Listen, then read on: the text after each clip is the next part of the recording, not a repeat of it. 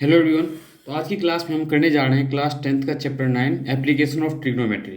तो application of trigonometry के question solve करने से पहले आपको इसमें एंगल ऑफ एलिवेशन और एंगल ऑफ डिप्रेशन होता क्या है, कैसे फॉर्म होगा, ये मैं आपको बताता हूँ और इसके हेल्प से फिर आपको एनसीईआरटी के सारे 1-to-1 क्वेश्चन सॉल्व करवाए जाए।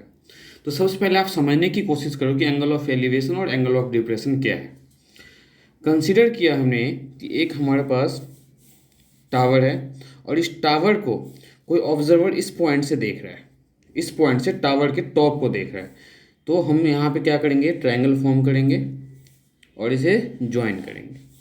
और ये जो एंगल फॉर्म हो रहा है, ये जो ऑब्जर्वर इस पॉइंट से यहाँ जो देख रहा है टॉप ऑफ द टावर को, तो इस वाले पॉइंट को यहाँ पे जो एंगल फॉर्म हो रहा है हम इसे बोलते हैं एंगल ऑफ एलिवेशन। ये आपका होता है एंगल ऑफ एलिवेशन। सिमिलरली हमने फिर से एक सेकंड टावर कंसिडर किया और इस टावर में यहाँ पे जो ऑब्जर्वर था, इस ऑब्जर्वर को देखने वाला कोई इस टॉप ऑफ द टावर पे है, मीन्स टावर के टॉप पे से ये इस ऑब्जर्वर को देख रहा है। पहले के कंडीशन में हमने क्या किया था, यहाँ का जो ऑब्जर्वर था वो टावर के टॉप ऑफ द ऑब्जर्वर को देख रहा था। इस केस में हमने क्या नोटिस किया है कि ये जो ऑब्जर्वर यहाँ पे है ग्राउंड पे, इसे कौन देख रहा है, यहाँ से टॉप ऑफ द टावर से। तो यहाँ से देखो ध्यान से, यहाँ पे जो एंगल फॉर्म होगा वो एंगल फॉर्म करने से पहले हम यहाँ पे एक हॉरिजॉन्टल लाइन ड्रॉ करते हैं जिससे एंगल ऑफ डिप्रेशन पता कर पाए। और ये जो एंगल होगा आपका, ना कि ये एंगल कंसिडर करना है। और कभी भी अगर ऊपर से टॉप ऑफ द टावर या टॉप ऑफ द बिल्डिंग से कोई ग्राउंड पे देख रहा हो तो क्या फॉर्म होगा, हमेशा ध्यान में रखना है आपको कि एंगल ऑफ डिप्रेशन फॉर्म होगा। और ये जो एंगल है आपका, इसे हम बोलते हैं angle of depression, angle of depression. और ये जो लाइन है दोनों ऑब्जर्वर के बीच में, इसे बोला जाता है लाइन ऑफ साइट, जिस के हेल्प से वो देख रहा है। दोनों के ऑब्जर्वर के भी आइज के बीच का जो कांटेक्ट है उसे हम क्या कंसिडर करते हैं, लाइन ऑफ साइट। तो बेसिकली एप्लीकेशन ऑफ ट्रिग्नोमेट्री बहुत ही सिंपल चैप्टर है। इसमें जो आपको फॉर्मूले पता होने चाहिए ट्रिग्नोमेट्री के, वो क्या क्या पता होना चाहिए, ध्यान रखो।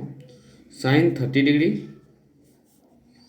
Sign 45 degree and sine 60 degree. इसमें साइन 0 और साइन 90 की ज़रूरत नहीं पड़ेगी आपको। तो साइन 30 की वैल्यू आपने ट्रिग्नोमेट्री में याद किया होगा 1/2, साइन 45 की वैल्यू 1/√2 एंड साइन 60 की वैल्यू √3/2।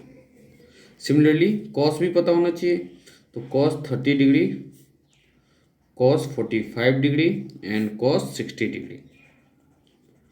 तो cos 30 की जो वैल्यू है वो साइन 60 का रेसिप्रोकल, मीन्स √3/2, cos 45 तो 1/√2 और cos 60 की वैल्यू जो साइन 30 की वैल्यू होगी तो 1/2।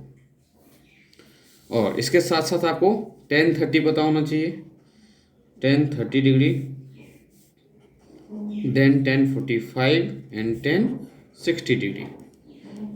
इन तीनों के तीनों ट्रिग्नोमेट्रिक रेशियो से आप एप्लीकेशन ऑफ ट्रिग्नोमेट्री के सारे क्वेश्चन सॉल्व कर सकते हो। इसके अलावा आपको कोई फॉर्मूला लर्न करने की जरूरत नहीं है। तो tan 30 की वैल्यू 1/√3, tan 45 1 एंड tan 60 √3, ये बस आपको पता होना चाहिए।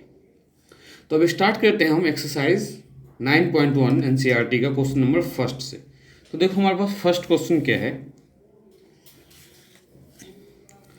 फर्स्ट क्वेश्चन बोला गया आपसे, a circus artist is climbing a 20 metre long rope. एक सर्कस आर्टिस्ट है जो क्या कर रहा है, क्लाइंब कर रहा है 20 मीटर लॉन्ग रोप को, विच इज टाइटली स्ट्रेच, जो टाइटली बांधा गया है कहाँ पे, from the top of the vertical pole से ग्राउंड पे। ये रहा आपका पोल, इस पॉइंट से ये जो रोप है ग्राउंड पे यहाँ पे टाइटली बांधा गया है और जो क्लाइंब कर रहा है वो इस रोप को क्लाइंब कर रहा है।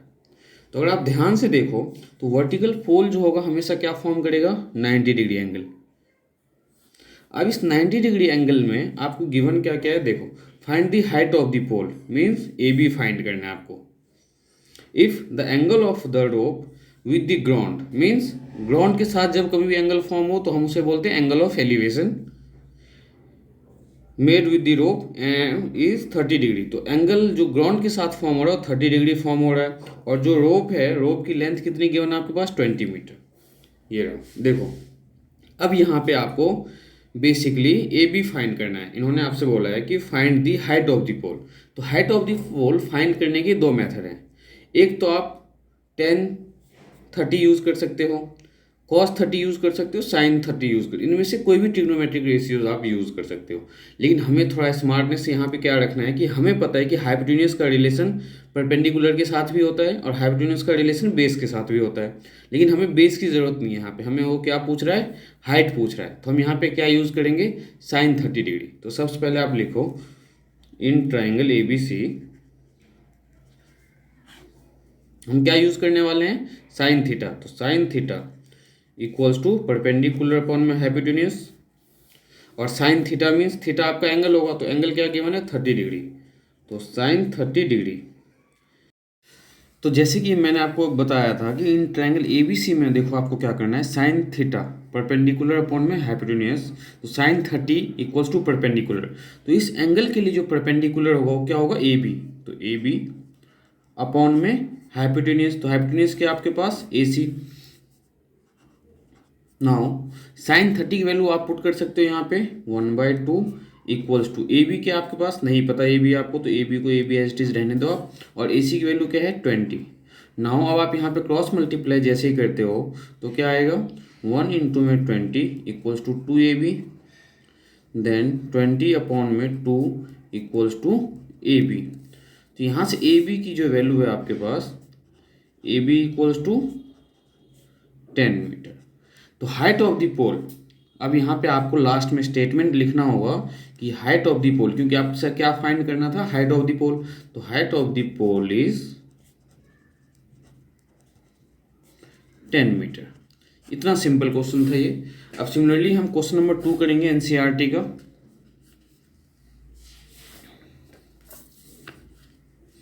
देखो क्वेश्चन नंबर 2 के एनसीईआरटी एक्सरसाइज 9.1 का, इसमें दिया हुआ है कि a tree break due to the strong, आंधी के आने की वजह से एक ट्री के टूट जाने से, एंड ब्रोकन पार्ट बेंड, और जो टूटा हुआ पार्ट है उसने क्या बेंड होने से जो एंगल फॉर्म किया है ग्राउंड पे, वो क्या फॉर्म किया, देखो a tree break due to strong and the broken part bend so that the top of the tree, जो टॉप ऑफ द ट्री जो है ग्राउंड के साथ जो एंगल फॉर्म कर रहा है वो कितना फॉर्म कर रहा है, 30 degree. The distance between the foot of the tree and to the point where the touches the ground, और जो मान लो आप इसे फिगर की हेल्प से समझने की कोशिश करो। मान लो आपके पास ये एक ट्री कंसिडर किया, इस ट्री की आंधी के आने की वजह से मान लो ये पेड़ की जो ट्री की जो हाइट है यहाँ से ब्रेक हो जाने के बाद ये वाला जो पार्ट है, इस वाले पार्ट ने ग्राउंड के साथ जो एंगल फॉर्म किया, कितना फॉर्म किया है, 30 degree. The distance between the foot of the tree, तो फुट ऑफ द ट्री क्या होगा, ये फुट ऑफ द ट्री मतलब ट्री का जो बेस है, foot of the tree touches the ground is 8 metre, और जो टूटा हुआ पार्ट जो ग्राउंड को टच कर रहा है, इन दोनों के बीच का जो डिस्टेंस है वो कितना गिवन है आपके पास, ये 8 मीटर गिवन है। तो आपको समझना क्या है, अगर आपसे हाइट ऑफ द ट्री, इन्होंने बोला find the height of the tree, तो हाइट ऑफ द ट्री की अगर आपसे बात की जाए तो हाइट ऑफ द ट्री क्या है, ये complete height of the tree है। Original height of the tree तो आपको यही होगा, तो ये हमने क्या इसे कंसिडर कर लिया, एच। तो देखो इस क्वेश्चन को कैसे सॉल्व करोगे, तो ये जो ट्रायंगल है, इस ट्रायंगल की नेमिंग कर दो आप ए बी सी, और यहाँ पे लिखो let the height of the tree, height of the tree be H metre. Height of the tree को हमने क्या कंसिडर कर लिया, एच मीटर कंसिडर कर लिया। नाउ अब हम क्या करेंगे, in triangle A B C, triangle A B C में ध्यान से देखो, इस बार आपको हाइपोटेन्यूज नहीं गिवन है, इस बार क्या गिवन है, बेस। और बेस का रिलेशन अगर आपसे पूछा जाए किसके साथ होता है, तो टेन थीटा के साथ होता है। दैट मीन्स हम टेन थीटा यूज करेंगे। Tan theta equals to perpendicular upon में बेस, और ये 30 डिग्री एंगल है, तो tan 30 degree equals to 30 degree जो एंगल है उसके ऑपोजिट हमेशा परपेंडिकुलर होगा, तो परपेंडिकुलर क्या है आपके पास, ए बी अपॉन में बेस क्या है, बी सी। अब जो जो वैल्यू आपके पास गिवन है वो पुट कर दो, तो 1030 की वैल्यू आपको पता है 1/√3, और ए बी आपको नहीं पता तो ए बी को as it is A B रहने दो, और बी सी की वैल्यू क्या पुट कर सकते हो आप, 8। तो क्रॉस मल्टीप्लाई करने पे आपको क्या मिला, 8 इक्वल्स टू √3 AB और यहाँ से आप ए बी फाइंड कर लो, तो ए बी इक्वल्स टू 8/√3। अब जैसे कि आपको दिख रहा होगा कि रूट जो है डिनोमिनेटर में है और हमें कभी भी डिनोमिनेटर में रूट को नहीं रखना होता है, तो हम इसको क्या करेंगे, इसके लिए रैशनलाइज। और रैशनलाइज का क्या प्रोसेस है, जो नंबर रूट में है रूट से ऊपर नीचे मल्टीप्लाई कर दो, तो √3 इंटू में √3, तो 8√3 और अपॉन में 3 मीटर। ध्यान से समझो, अभी जो आपने फाइंड किया है ए बी फाइंड किया है, but height of the tree आपका क्या होगा, कंप्लीट इस पॉइंट से लेके यहाँ तक। और ये जो पार्ट ब्रेक हुआ है, इस ब्रेक पार्ट वाले ने जो फॉर्म किया है ये एंगल फॉर्म किया है, मीन्स आपको ये भी फाइंड करना है। और ये फाइंड करने के बाद इसे और ए बी को जब आप ऐड कर दोगे तो हाइट ऑफ द ट्री पता चल जाएगा आपको। तो इन ट्राइंगल ए बी सी, अब हाइपोटेन्यूज का रिलेशन बेस के साथ, तो cos थीटा यूज करेंगे हम, cos 30 degree equals to base upon में हाइपोटेन्यूज। और cos 30 की वैल्यू क्या है, √3/2 इक्वल्स टू बेस क्या है आपके पास 8 और हाइपोटेन्यूज आपके पास क्या है AC। क्रॉस मल्टीप्लाई करने पे √3AC equals to 16, then AC equals to 16 upon में √3। फिर से इसको रेशनलाइज कर दो, √3 से ऊपर नीचे मल्टीप्लाई कर दो, तो AC की वैल्यू क्या है आपके पास 16√3 मीटर। ना अब आपको क्या फाइंड करना है, देखो ए बी फाइंड कर लिया आपने और AC फाइंड कर लिया है, और हाइट ऑफ द ट्री जो होगा आपका क्या होगा, height of the tree equals to AB plus AC।